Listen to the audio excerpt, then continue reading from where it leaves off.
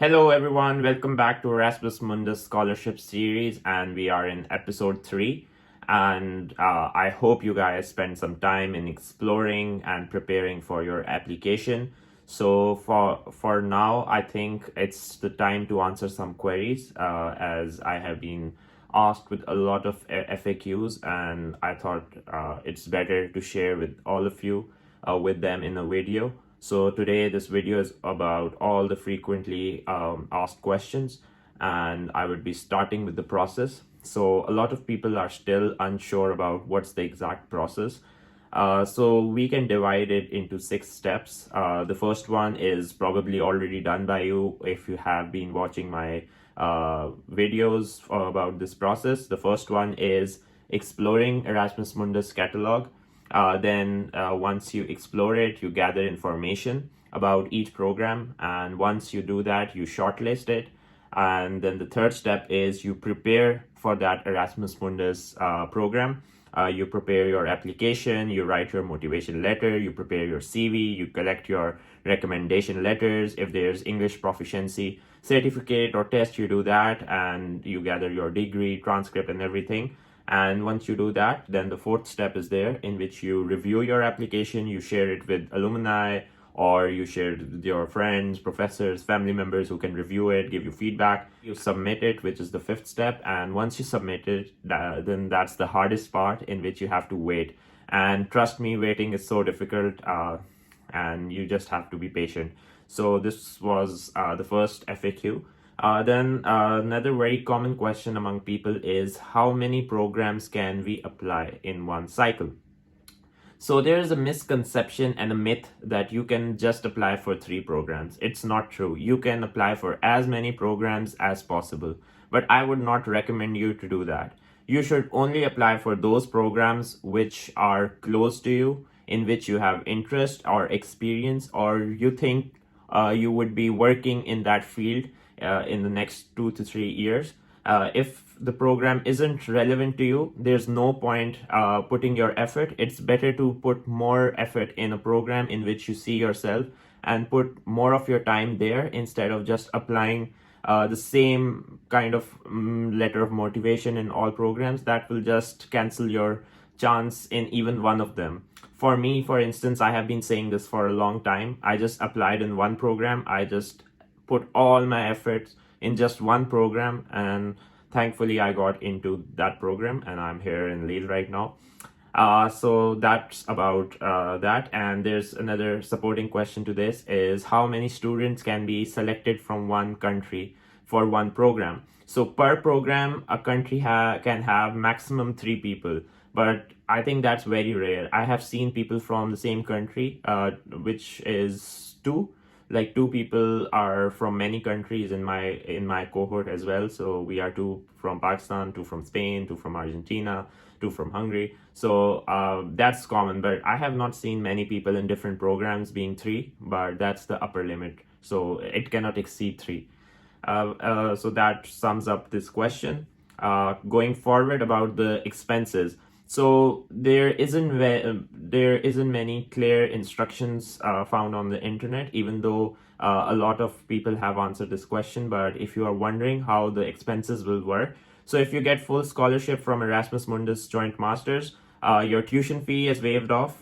You don't need to take care of your tuition fee at your universities.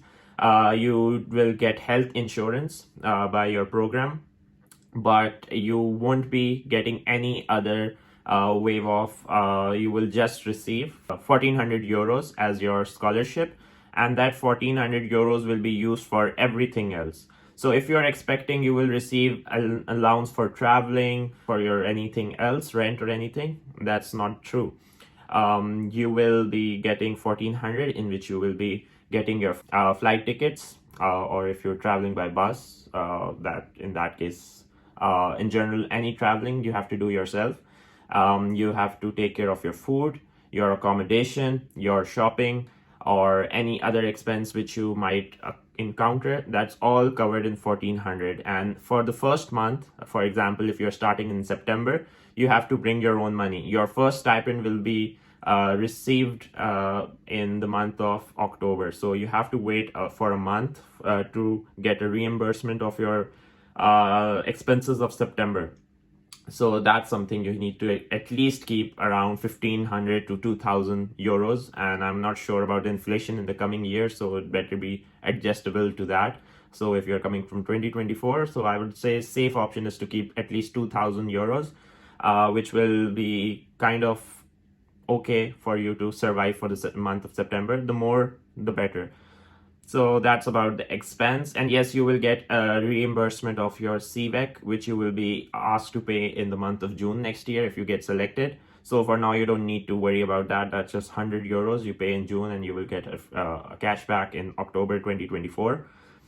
Then there is also a question about like, do we have to go back to our countries after completing our master's program in Erasmus? Unlike Scheveningen, you don't have to go back. It's your choice. If you don't find a job, then obviously you have to go back. But in some programs like Scheveningen, you have to go back. It's mandatory. But in this, there isn't any compulsion. If you want to stay, if you want to start another degree, if you want to work, if that's all dependent on you, whether you find a job or not. Obviously, if you don't, then you have to go back because your visa will expire or your permit will expire. So that's about that question. Moving forward, visa extension. So most of us, even me, I got visa of France for just 3 months, and a lot of people are wondering how it would work. So the process is, which I have also explained in another video, is I came here and I applied for residence permit of France. So in France, I will be getting a 1-year permit, which will be renewed again next year. And the permit will allow me to travel outside Europe, as well as I can work 20 hours a week as well during this period, and I get access to some health benefits as well. But that takes time, and my visa is expiring this month, but I will get a temporary permit which will just allow me to stay here legally, but I won't be able to travel outside Europe unless I get my residence permit. So it's still in process, and I can just update about that once I get it in some video in the future. So that's about the process. Moving forward, there is also a question about English proficiency. So that's program to program, but in general, almost every program requires you to be proficient in English, and you need to prove that through IELTS, in some courses TOEFL, or sometimes you just need an English proficiency certificate. So if a program gives you an option between English proficiency certificate and IELTS, so it's up to you. If you want to give IELTS, it's cool, it's good. But if your university can issue, your bachelor's university can issue you an English proficiency certificate, it's well and good, but it needs to be authentic, and if it's suspicious, it can just ruin your application. So safer option is IELTS, but I know a lot of people in my class who just got English proficiency and just got their scholarship, so it's not compulsory.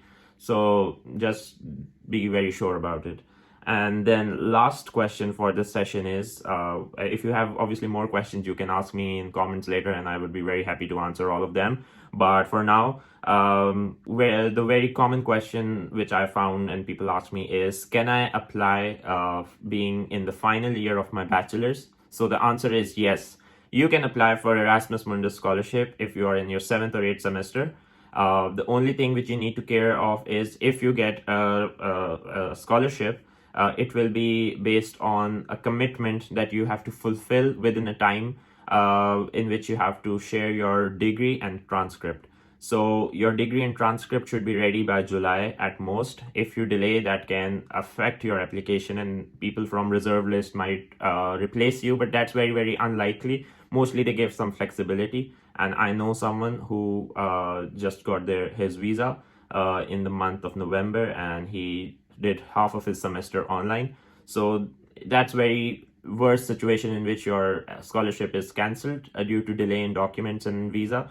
But the best practice is to prepare all your documents as soon as possible. Keep pressurizing your university, but you will be given scholarship even if you are in your final year. So don't worry, if you are just doing your bachelor's, you can still join the master's in next September. So that would be not very ideal situation, because it's always so much stress waiting for your application, and I know universities take their time and it's very stressful. I can see, because I knew some friends and they were going through a lot of stress.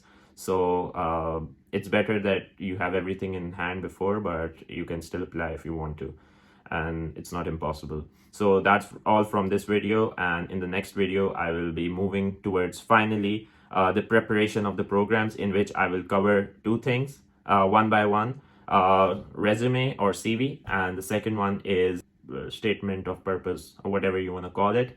So that's about it, and see you soon. And I have an interview lined up with one of the Erasmus student, and he will share his experience, and you guys can learn from his experience, and if you have any questions, that can be answered in that interview as well.